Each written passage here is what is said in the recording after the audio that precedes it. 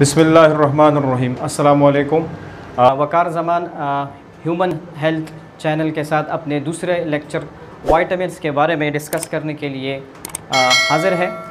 मेरा पहला लेक्चर जो है वो वाइटामिन्स के बारे में एक जर्नल लेक्चर था, जिसमें हमने वाइटामिन्स के इंट्रोडक्शन, उसके डेफिनेशन के बारे में, उसकी प्रॉपर्टीज़ के बारे में बताया था और उसकी दो बड़ी क्लासेस यानी फ़ैट सॉल्युबल वाइटामिन्स और वाटर सॉल्युबल वाइटामिन्स के बारे में मुख्तसर तौर पर डिस्कस किया था। फिर further fat soluble vitamins, vitamin A, vitamin D, E और के, उसके बारे में मुख्तसर तौर पर बताया था कि उसके कौन कौन से फंक्शंस हैं, उसकी डेफिशिएंसी के नतीजे में कौन कौन सी कंडीशंस डेवलप होती हैं। जबकि water soluble vitamins, vitamin B और सी, इसको हम फिर बाद में डिस्कस करेंगे। आज अपने दूसरे लेक्चर में मैं आपको वाइटामिन ए के बारे में बताऊंगा, उसके रिकमेंडेड डेली अलाउंस RDA और कौन कौन सी सोर्सेज, नेचुरल सोर्सेज से हम वाइटामिन ए को हासिल कर सकते हैं। ठीक है, तो शुरू करते हैं अपना आज का topic.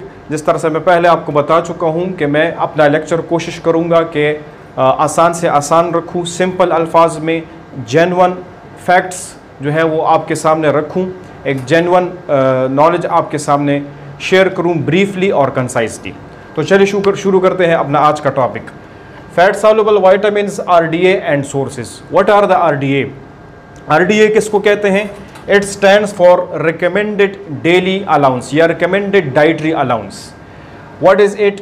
This is the average daily level of intake sufficient to meet the nutritional requirement of nearly all healthy people. 98 to 97% जितनी भी पॉपुलेशन होती है, जितनी भी आबादी होती है किसी भी मुल्क की, तो उनके लिए रोज़मर्रा की बुनियाद पर औसतन जितना लेवल ऑफ वाइटामिन या जितना लेवल ऑफ न्यूट्रिएंट्स ज़रूरत होती है, दरकार होती है, ताकि वो अपनी रोज़मर्रा की जो ज़रूरियात होती है, न्यूट्रिशनल ग़िज़ाई ज़रूरियात को पूरा कर सके, तो उस औसतन लेवल को, एवरेज लेवल को हम कहते हैं RDA, रिकमेंडेड डाइटरी अलाउंस या recommended daily allowance.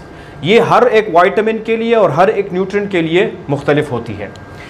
And sources वो ज़राए जो नेचुरल ज़राए हैं, एनिमल सोर्स हैं या प्लांट सोर्स है। किन एनिमल सोर्स से, सब्जियों से या जो एनिमल सोर्स है, मिसाल के तौर पर फ़िश है, अंडा है, गोश्त है, जिगर है, कौन कौन से खुराकें हैं जिनसे हम इस वाइटामिन को हासिल कर सकते हैं। ठीक है, तो सबसे पहले आज हम वाइटामिन ए के बारे में बात करेंगे। जिस तरह से पहले लेक्चर में बता चुका हूं कि हर एक वाइटामिन का अपना एक केमिकल नेम होता है। जिस तरह वाइटामिन ए का रेटिनॉल है, वाइटामिन डी का कैल्सिफेरॉल है, वाइटामिन के का फाइलोक्विनोन और मीनोक्विनोन है, वाइटामिन ई का टोकोफेरॉल है। तो इसी तरह वाइटामिन ए का केमिकल नेम जो है वो है रेटिनॉल। रेटिनॉल की वजह भी मैंने आपको बताई थी कि इसको रेटिनॉल क्यों कहते हैं। रेटिना की वजह से जो आपके आई के अंदर होता है, जिस पर इमेज बनती है, तस्वीर बनती है, तो चूंकि ये आई की हेल्थ के लिए बहुत ज़्यादा इंपॉर्टेंट है, इसलिए इसका नाम रखा गया रेटिनॉल। इसकी जो डेली रिक्वायरमेंट है नॉर्मल एडल्ट मैन में, यानी बालिग मर्दों में रोज़मर्रा की बुनियाद पर 900 microgram, MCG stands for microgram. Microgram जो है वो बराबर होता है 10⁻⁻6 ग्राम के, यानी 1 मिलीग्राम में जो है 1000 माइक्रोग्राम होते हैं।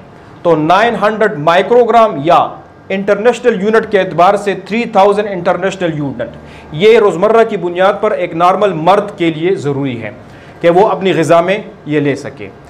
और फीमेल में उनसे रिलेटिवली कम मिकदार की ज़रूरत पड़ती है, 700 माइक्रोग्राम या 2333 इंटरनेशनल यूनिट।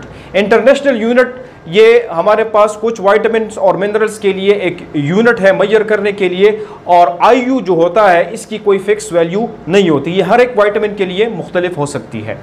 तो वुमेन में, औरतों में जो है वो 700 माइक्रोग्राम या 2333 इंटरनेशनल यूनिट दरकार होते हैं।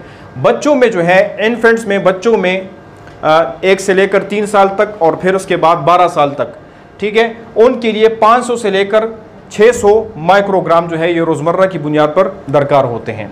जिस तरह से हम पहले लेक्चर में डिस्कस कर चुके हैं कि इसके मेन फंक्शंस विटामिन ए के जो मेन अहम काम है हमारे जिस्म में, कौन कौन से काम सर अंजाम देता है, उसमें सबसे टॉप पर जो है वो है विजन, यानी आपकी आंख की जो सेहत है, आपकी आंखों की जो स्ट्रक्चर है और फंक्शन है उसको बरकरार रखने में और उसको इम्प्रूव करने में मदद देता है। और अगर फ़र्ज़ करें ये डेफिशिएंट हो जाए किसी वजह से, हमारे जिस्म में कुदरती तौर पर बाय बर्थ जेनेटिकली ये कम हो, तो उसके नतीजे में नाइट ब्लाइंडनेस हो सकती है, जो अंधेरे में रात के वक्त अंधापन होता है, कुछ बच्चों में पैदाइशी तौर पर होता है, तो इसके नतीजे में ये हो सकता है। दूसरा जो है सबसे इंपॉर्टेंट इसका फंक्शन है वो हमारे जिस्म में इम्यूनिटी है, क़ुव्वत मुदाफ़ियत, बीमारियों के ख़िलाफ़ हमारे लड़ने की जो सलाहियत होती है उसको कहते हैं इम्यूनिटी। तो जिन लोगों में या जिन बच्चों में विटामिन ए की कमी होती है उनकी इम्यूनिटी कमज़ोर होगी और वो बार बार इन्फेक्शंस का शिकार होंगे। तीसरा अहम फंक्शन जो है वो है स्किन में, ठीक है, ये हमारी स्किन की ग्रोथ को जो है मेंटेन रखने में, हमारी स्किन की सेहत को बरकरार रखने में बहुत अहम किरदार अदा करता है। और जिन लोगों में इसकी कमी होती है उन लोगों में एक्नीज बहुत ज़्यादा डेवलप होती है, जिसको हम दाने कहते हैं उर्दू में, ठीक है। तो ये इसके 3 बहुत अहम फंक्शंस हैं। तो ये सबसे पहले हमने डिस्कस किया कि इसका जो RDA है रोज़मर्रा की बुनियाद पर एवरेज औसतन कितनी खुराक, कितनी डोज की ज़रूरत होती है, इसके फंक्शंस के बारे में बता दिया, इसकी डिफिशेंसी से क्या क्या हो सकता है। और नाउ अब सोर्सेज की तरफ आते हैं, कौन कौन से ऐसे ज़राए हैं, कुदरती खुराकें हैं जिससे हम विटामिन ए को हासिल कर सकते हैं। उसमें टॉप लिस्ट पे हमारे पास जो है वो एनिमल सोर्सेज हैं, जिसमें कॉड लिवर ऑयल, कॉड जो है ये एक फ़िश है, मछली है, और उसके जिगर का जो तेल है ये बहुत ही इंपॉर्टेंट न्यूट्रिएंट से भरा हुआ है, और उनमें से एक जो है वो विटामिन ए है। दूसरे नंबर पर जो है वो है लिवर, यानी जिगर, बीफ का खुसूसी तौर पर जो बड़ा गोश्त होता है उसके जिगर में विटामिन ए पाया जाता है। मक्खन, ये जहन में रखना चाहिए कि बटर जो है, मक्खन, ये हमेशा ग्रास फेड हो, ग्रास फिनिश्ड जो है, यानी क्या मतलब, वो हमारे देहात की भैंस से, भेड़, बकरियां और गाय वगैरह, उनके दूध से हासिल किया गया मक्खन हो जो सिर्फ जो है वो घास खाती हो, ठीक है, तो उससे मुराद है ग्रास फिनिश्ड। चौथे नंबर पर जो है वो है चीज़, पनीर। पनीर भी बहुत ही एक बेस्ट और बहुत ही एक इम्पॉर्टेंट सोर्स है बहुत सारे न्यूट्रिएंट्स का, और उनमें से जो है एक विटामिन ए है। और चौथे नंबर पर जो है वो है एग्स। एग्स में खुसूसी तौर पर अंडे की जो जर्दी होती है, egg York, this is the most important nutrient storage. बहुत सारे ऐसे न्यूट्रिएंट्स हैं जिनका ज़ख़ीरा जो है वो एग यॉक में मौजूद होता है। तो हमेशा जब आप अंडे खाएं, कंज्यूम करें, तो you have to consume whole eggs, पूरा अंडा खाया करें, क्योंकि उसकी अंडे की जर्दी में बहुत सारे इंपॉर्टेंट न्यूट्रिएंट्स होते हैं। और 5वें नंबर पर जो है वो है ग्रीन लीफी वेजिटेबल्स, सब्ज पत्ते वाली जो सब्जियां होती है, जिस तरह मिसाल के तौर पर केल हो गया, ये हमारे मुल्क में ज़्यादातर नहीं होती, बाहर ममालिक में ज़्यादातर होती है। कैरेट्स, गाजर वगैरह में बहुत ज़्यादा विटामिन ए पाया जाता है। अच्छा, इसमें एक और तकसीम है, ये जो हमारे पास एनिमल सोर्स से हासिल किए गए विटामिन ए है, जिसमें कॉड लिवर ऑयल है, लिवर है, बटर है, चीज़ है, एग्स यॉक है, ये एक्टिव फॉर्म में होते हैं, यानी ये ऑलरेडी विटामिन ए की शक्ल में होते हैं। जबकि प्लांट सोर्स से जो हासिल किए गए विटामिन है, ग्रीन लीफी वेजिटेबल्स, ये प्री एक्टिव फॉर्म में होते हैं, ये बाद में जिस्म में दाखिल होने के बाद after the digestion and absorption ये एक्टिव शक्ल में कन्वर्ट होते हैं। अब आते हैं इसकी डेफिशिएंसी की वजूहात की वजह की तरफ। कौन कौन सी ऐसी वजूहात हैं जिसकी वजह से विटामिन ए की कमी आती है हमारे जिस्म में?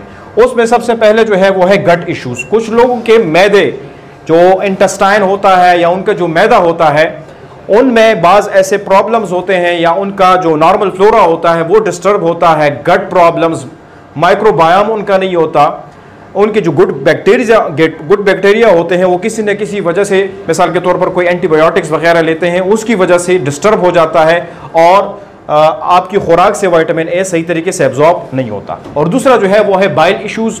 जिन लोगों को किसी न किसी वजह से पित्ते का मसला होता है, गाल ब्लेडर का, गाल ब्लेडर जब रिमूव हो जाए तो बाइल जो है, ये बाइल साल्ट्स जो है वो जिस्म में सेक्रेट नहीं होंगे, और बाइल साल्ट्स जो है जितने भी हमारे फैट सॉल्युबल विटामिन्स है या जितने भी हमारे फैट्स हैं उनको डाइजेस्ट करने में हेल्प करता है। तो अगर आपके जिस्म में बाइल की डेफिशिएंसी होगी तो आपके जिस्म में फैट सॉल्युबल विटामिन जितने भी हैं उनमें से विटामिन ए भी है, ये भी सही तरीके से इसकी एब्जॉर्प्शन नहीं हो पाएगी और आपके जिस्म में इसकी डेफिशिएंसी हो जाएगी। That's all for the today's lecture. इंशाल्लाह will see you in the next lecture. Please YouTube channel है, इसको सब्सक्राइब कीजिएगा और बेल का आइकन प्रेस कीजिएगा। वस्सलाम।